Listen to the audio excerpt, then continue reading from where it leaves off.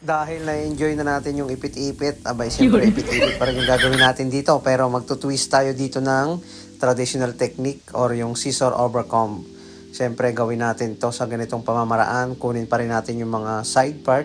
I-sectioning pa rin natin ito. Ipitan natin yung ibabaw para hindi agad ito bumagsak at makapag-concentrate tayo sa pagbabawas dito sa gilid. Never stop learning. Sa pang-araw-araw na paggagawa natin ng ganito, unti-unti matututunan natin ito. So, kailangan talaga natin na pag-aralan para madagdagan yung ating kaalaman. Pagkatapos nating mag-triangle sectioning, ay ipitan muna natin itong parting likod niya at gamitan natin ng tanning razor or yung razor blade para mabawasan yung kapal nito at maging balanse. Siyempre yung dulo, putulan natin ng konti yung mga sumusobrang ilang bahagi ng buhok. Sa ganitong pamamaraan ay mababawasan yung kapal. Siyempre dito naman sa may patilya ay ito na yung technique natin na traditional or yung patong suklay.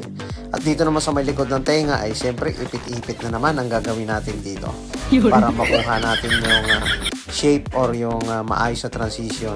Dito naman sa patilya, balikan natin, linisin natin at siyempre balik tayo dito sa may likod at gawin natin ito sa diagonal technique.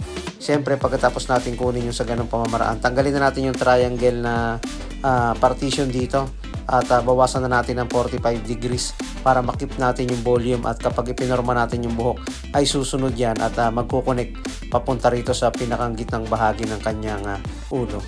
So yan, tinanggal natin yung mahaba and then para maganda yung pag-flow ng buhok, kailangan walang maiiwan or kailangan maganda yung pagkakabawas nito. Ipatulis natin yung patilya by request ng ating client para mas maganda nga naman yung forma. Next natin, kunin natin yung lens sa ibabaw, hindi masyadong maikli dahil ang gusto niya yung 2 block na medyo mahaba pa rin. Pag nakuha na natin yung lens sa ibabaw, bawasan natin dito muna sa kaliwa. Ganyan yung pamamaraan na ipapakita natin. At the same time, ginawa din natin yan sa parting kanan. Same lang din ang procedure. Ito lang kalimang bahagi ang ginawa natin ng tutorial para hindi maging mahaba yung video natin. I-connect lang natin papunta sa likod para pag nag-brush up siya or curtain hairstyle siya ng buhok ay connected pa rin papunta rito sa may gawing likod niya or dito sa may tagiliran. Ayun, okay na oh. Di ba? Okay na. Pwede. Ang connect ng kanyang buhok papunta sa may center sa may likod.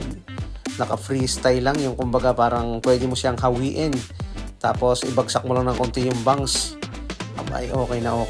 Ganito na yung itsura ng gupit natin ginawa para sa kanya.